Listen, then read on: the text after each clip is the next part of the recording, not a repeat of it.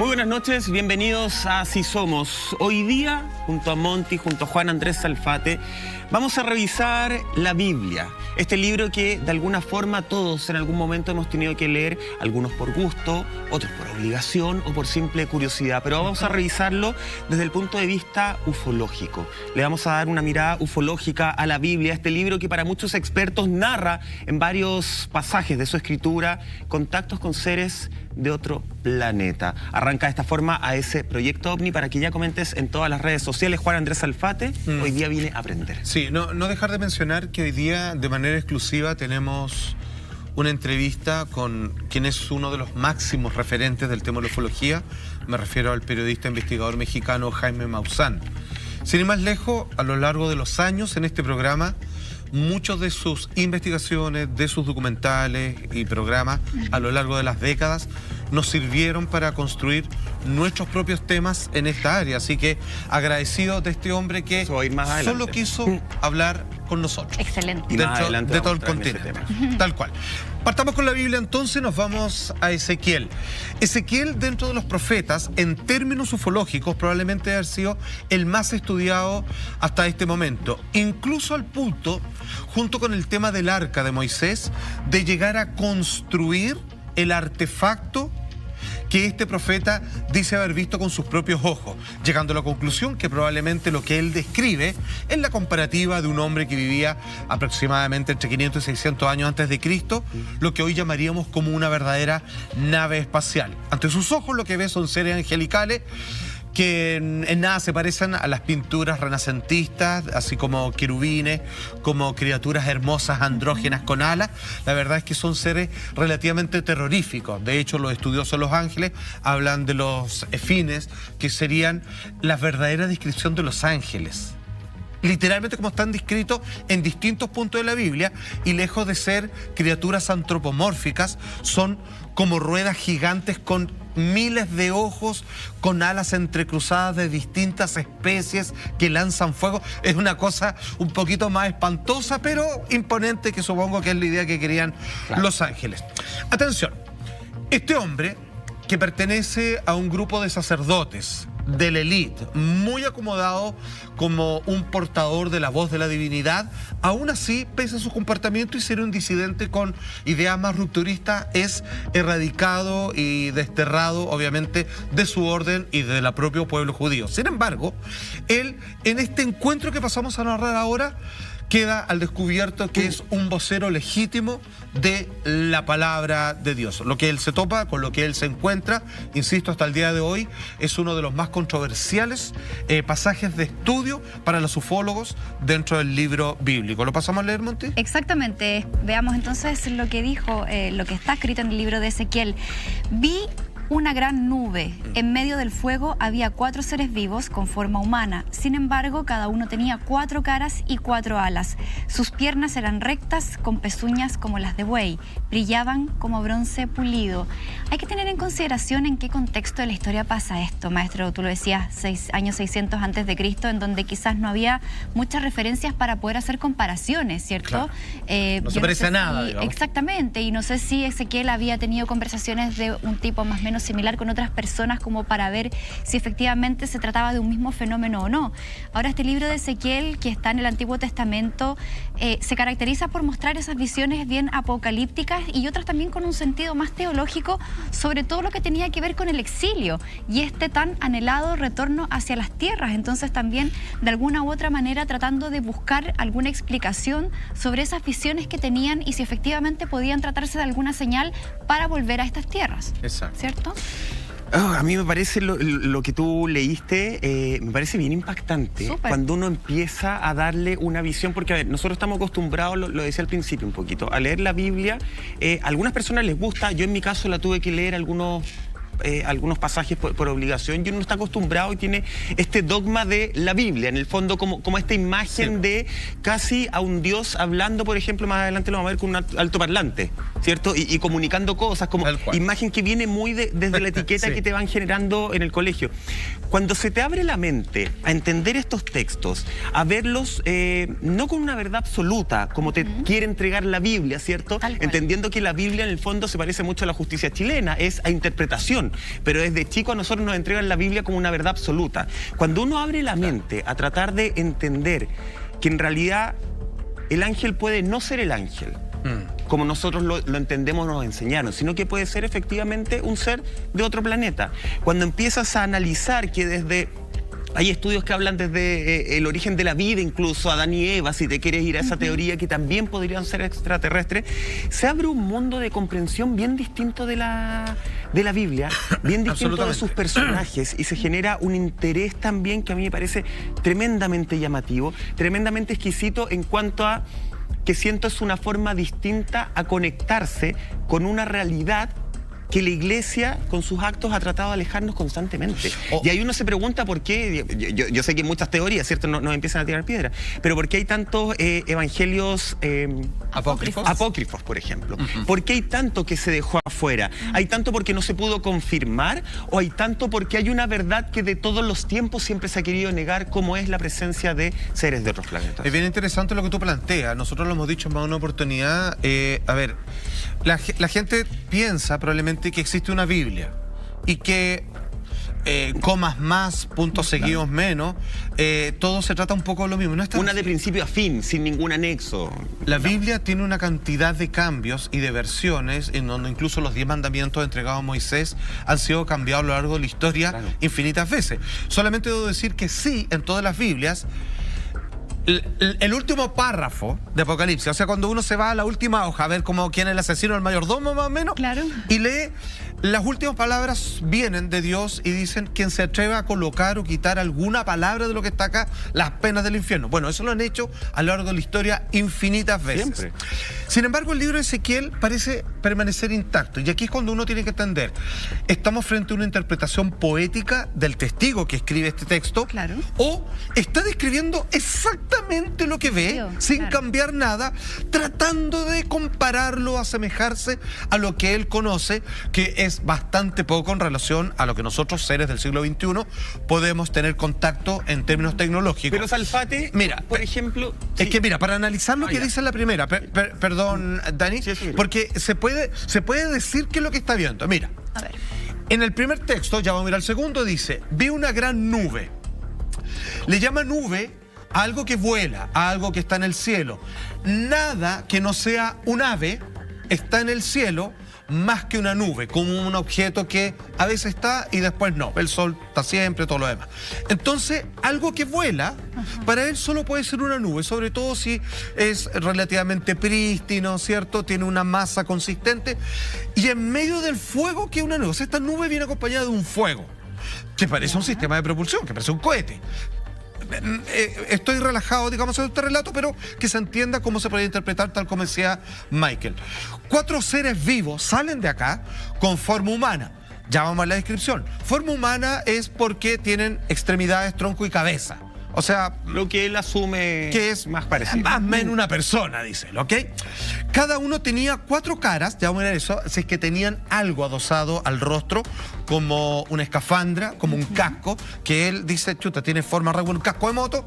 Uno dice, pero tiene como que se le ven los ojos acá, tiene una cosa, una antena, entonces empieza a interpretarlo como sea.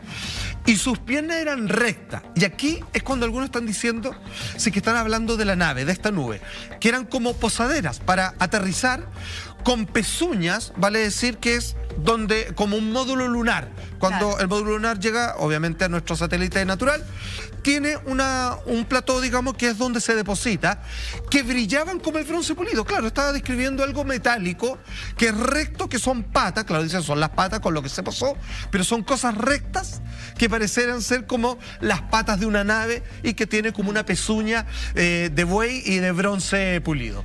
O sea, claramente parece describir una nave espacial, una posadera. Entendiendo que una nube no brillaría de alguna forma como ese bronce pulido, ni tiene esas pezuñas. Revisemos otra gráfica. Que es donde describe a los seres. Que es justamente donde va. Todo esto es el mismo encuentro. En el fondo va describiendo, ya describió esta especie de nave, ahora vamos a describir a las personas. Dice: bajo sus alas, en los 4 costados, tenían manos de hombre. Las alas de los 4 se tocaban unas con otras. Los 4 tenían también una cara de águila. Sus alas estaban desplegadas hacia arriba. Cada uno tenía 2 alas que se juntaban con los de sus compañeros y 2 alas que le cubrían el cuerpo. Esa es justamente la segunda gráfica. Yo en la primera, a mí me queda muy, y por eso quería como detenerme en esa, que me queda muy claro que es, por lo menos con el conocimiento que uno tiene hoy en día, ¿cierto?, una nave espacial. La segunda ya me complica el entender. Está hablando de los seres. Esta imagen de los seres, el tema de las alas. ¿A qué podría llegar a hacer referencia ese tema de...? Porque los ve además conectados. Entiende que son 4 seres, pero que están conectados entre sí. O podría entrar de repente a lo que nosotros hemos comentado muchas veces, que un ser o una nave espacial puede no solamente ser materia, sino que también ser energía. Mira, lo que se ha llegado a concluir, a ver, pensamos que para él es una cara relativamente terrorífica. Dice que los rostros de estos 4 seres tienen caras que él los vincula con animales. Habla de cabras, leones, águilas y todo lo demás. Entonces, él no está viendo un rostro humano, que es una nariz, un labios, 2 ojos, sino que sabe que donde está la cabeza, como él lo ve, dice, se parece un águila. O sea, está tratando de ver de algo que debe ser puntúo, ¿cierto? Claro. Algo más liso. Está tratando de buscar una referencia que él conoce a algo que no entiende. ¿Y qué se parece a un águila si yo lo simplifico en términos de vectores? Pareciera ser que es algo que no tiene mayores características, así como cejas, ¿cierto? Orejas, todo lo demás, sino que es como algo liso, pero que tiene como un pico, tiene como algo que sobresale, tiene una extensión en su cara. Cuando habla de alas, él tiene que hacer rápidamente una interpretación. Dice, estas cosas llegan al suelo y ponte tú que bajan flotando o volando. Entonces vuelan. Entonces cualquier cosa que yo vea ahora son alas, porque hasta lo que yo sé, las cosas vivas que vuelan tienen alas. No puede ser otra cosa. Entonces, si es que este traje tuviera, por ejemplo, una especie de mochila, si tuviera extensiones, en donde al estar los 4 parados, dice, 2 alas están así, y las otras están tocando unas con otras, porque claro, al estar juntos, parte del traje o del fuselaje que tiene, digamos, estos seres, estarían tocándose con los demás, y los otros los están cubriendo. Él pareciera que no puede distinguir de las partes, por ejemplo, si viéramos un traje espacial, digamos, pero un poquito más parafernálico del que conocemos, veríamos que es un hombre que tiene una cara, digamos, como de búho, por ejemplo, porque no sabría con qué más compararlo, y que tiene una serie de aparatos, como una mochila, tiene una antena de telecomunicaciones, tiene un traje que es mucho más amplio y puede que tenga algún tipo de artefactos que lo colocan en la tierra, de los cuales se suspende y todo lo demás, y trata de decir, ya, entonces bajó volando, estas deben ser las alas. Entonces trata de hacer una descripción que es muy rara. O sea, más fácil. Si lo que él vio es literalmente así, no tiene ningún sentido. Porque nosotros tendríamos que empezar a preguntarnos cuál es el vínculo de las águilas en relación a las representaciones angelicales y cómo deberíamos empezar a ver a estos animales voladores de aquí en adelante. O sea, claramente lo que él ve es tratar de... ¿A qué se parece esto? Claro. Y falla en el intento, pero sin embargo da una exquisita y detallada descripción, pero muy errada en su conceptualización. Claro, y es una mezcla de cosas, porque primero él menciona algo sólido que refleja luz, algo metálico, algo recto. Tiene fuego. Nada en la naturaleza tiene líneas rectas. Ni los animales, ni las personas. Claro. Por otro lado, también podría eventualmente haberse tratado de un ser volador extinto, que ya hoy día no existe en esta era. Entonces son muchas cosas las que se mezclan, y también pocas veces en la Biblia alguien ha descrito, ¿cierto?, un objeto así como tan fuera de lugar, como lo que también se describe en la siguiente gráfica. Mira, pasemos a revisar lo siguiente. Al mirar bien a esos seres, vi que en el suelo había una rueda al lado de cada uno de ellos. Esas ruedas centelleaban como piedras preciosas, y las 4 tenían la misma forma. Cada rueda era doble. Parecía como 2 ruedas entrecruzadas. De ese modo podrían avanzar en las 4 direcciones sin tener que dar la vuelta. Tenían una llanta muy grande y de aspecto aterrador, porque las 4 tenían ojos por todo alrededor. Cuando los seres avanzaban, las ruedas avanzaban al lado de ellos. O sea, llevándolo quizás a una comparación moderna, podríamos estar hablando quizás de una nave nodriza, no sé, una gran estructura que concentra otro tipo de artículos más pequeños, o incluso las mismas luces, como ya se ha caricaturizado tanto la nave o el platillo volador, no sé, pues desde los años, no sé, 70, 80, incluso en el cine. ¿Algo así es lo que él habría visto en esa ocasión? Mira, una vez más hay que decir lo que él conoce, que es como medio de transporte, que es una carreta, por ejemplo, y caballo y carruaje. Claro. Hasta ahí llega, digamos, esa es la máxima modernidad, el otro andará a pie nomás. Entonces dice que al lado de cada ser lo acompaña algo que no es de ellos, que cada uno tiene otro artefacto. Claro. Como no describe la altura, siempre cabe suponer que no eran más grandes que los seres, vale decir, supongamos que les llegaba hasta la cintura. Claro, o la más describe pequeño. de más abajo. Claro, entonces por algo él dice, con ese porte eso es una rueda. Pero dice, son dos ruedas entrecruzadas, como una así y otra en el medio.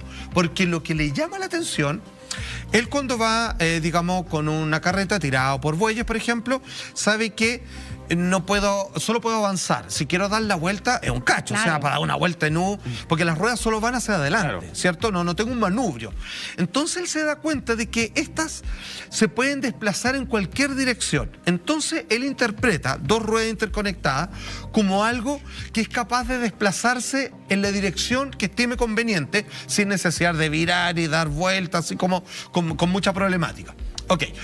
Dice que tenían llantas muy grandes, ¿cierto? Y un aspecto aterrador porque tenían ojos por todo el alrededor. Entonces aquí acabamos de preguntarnos si es que la descripción de estos pequeños objetos, no tan pequeños necesariamente, comparados con la nave más grande, con la que describe que tiene patas tiesas, digamos, y que es un fuego que en realidad dice que es una nube, podrían ser ventanillas, dicen algunos. O sea, esos ojos que donde él se siente observado, que en el caso de los abducidos, cuando se ven frente a una nave que los detiene en la carretera, estacionados en mitad del camino, dicen muchas personas, dado el primer caso de Barney Hill, es que en las ventanillas ellos se sentían observados.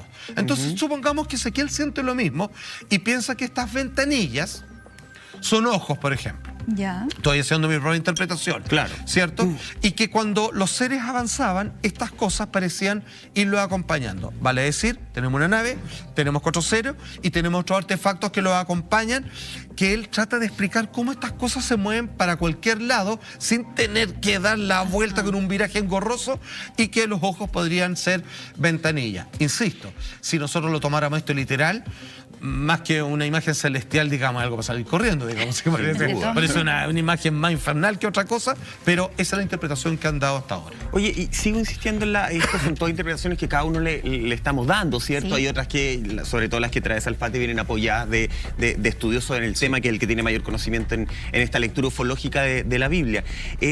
Pero ¿qué pasa si entramos también a este terreno de, lo decía hace un rato, de que no tiene que ser solamente materia lo que está describiendo y que la materia pueden ser seres de solo energía?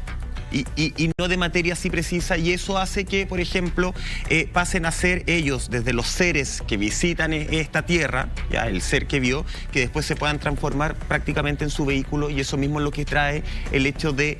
Porque él describe la ventanilla dentro del ser más que de la nave, me da la sensación. Del artefacto Como que tiene al lado, claro, los seres. Pero de repente como que la descripción se mezcla entre la nave que hablaba al principio con el ser que habla en la segunda gráfica. Claro. Entonces también podríamos estar en un avance, no sé, tal vez, o una bola muy loca, en un avance de que el transporte también es el ser, que lo hemos conversado en algún minuto. Sin lugar a dudas. Como de que el extraterrestre puede ser también la nave espacial, la nave espacial puede ser el extraterrestre. Tiene razón, porque él, en el fondo, en su descripción, él no sabe dónde parte la persona Claro, y termina no sé cómo la diferencia concreta, claro. Y terminan sus aditamentos, sus vestiduras, que no los considera humanos, que lo ve completamente cubierto, algo que lo protege pero que está elevado hacia arriba, algo que puede ser, digamos, un sistema de conexión o algo que lo engancha, y otra cosa que también lo está protegiendo. Que sea en energía, eso es absolutamente probable, y ahí es donde las palabras no le alcanzan a Ezequiel para describir de lo cual es testigo. Cuando uno sigue revisando la Biblia, tenemos que llegar al momento del nacimiento de Jesús. Epa. Y ahí también, ojo, hay teorías, hay estudiosos que aseguran que acá, más que un ángel Gabriel de por medio, lo que existiría sería una especie de abducción, podríamos decir. Podría ser. Un ser de otro planeta habría inseminizado justamente a la Virgen María. Hablo